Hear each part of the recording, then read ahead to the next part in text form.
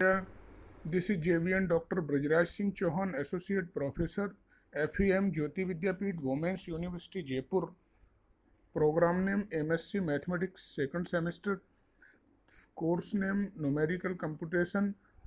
And topic of today is Picard's method to in order to solving the numerical solution of the ordinary differential equation.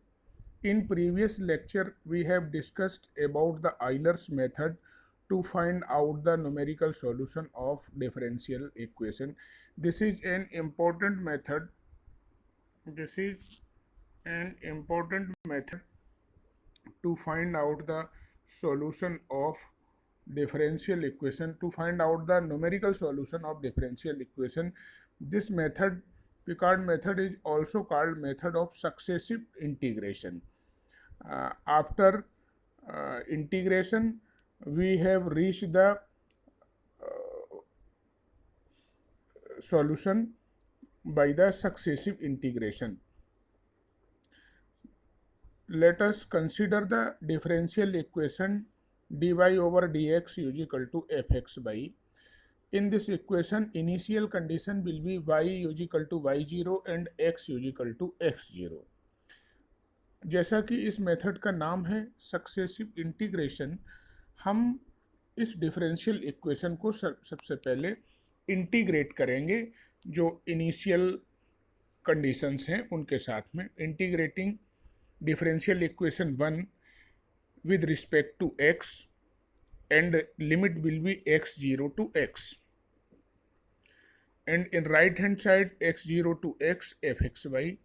So after integration, differentiation dy over dx is removed and limit will be y0 to y dy is equal to x0 to x fx by dx.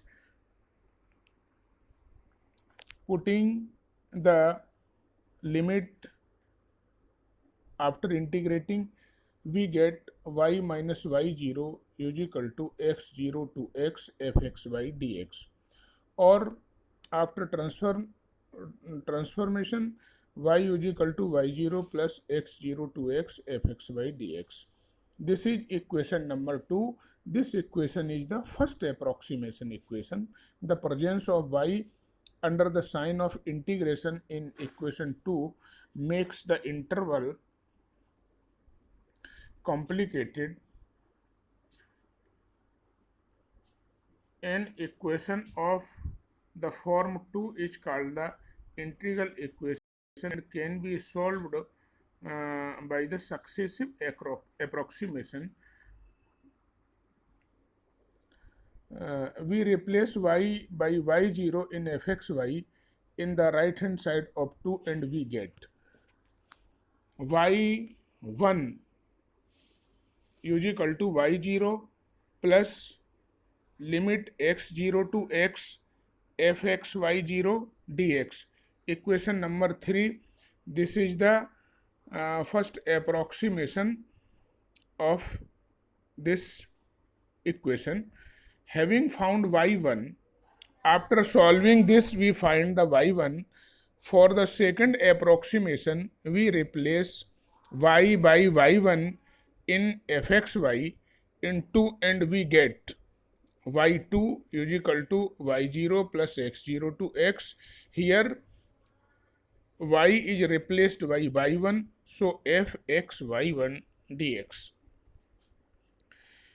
Similarly, third approximation will be y3 is equal to y0 plus integration limit x0 to x fx, or and on the place of y we replaced it by the y2, so it become fxy2 dx. This will be the third approximation. In the same way, we find fourth approximation, fifth approximation, and dot dot dot. Nth approximation will be given by the yn is equal to y0 x0 to x f x y n minus one dx.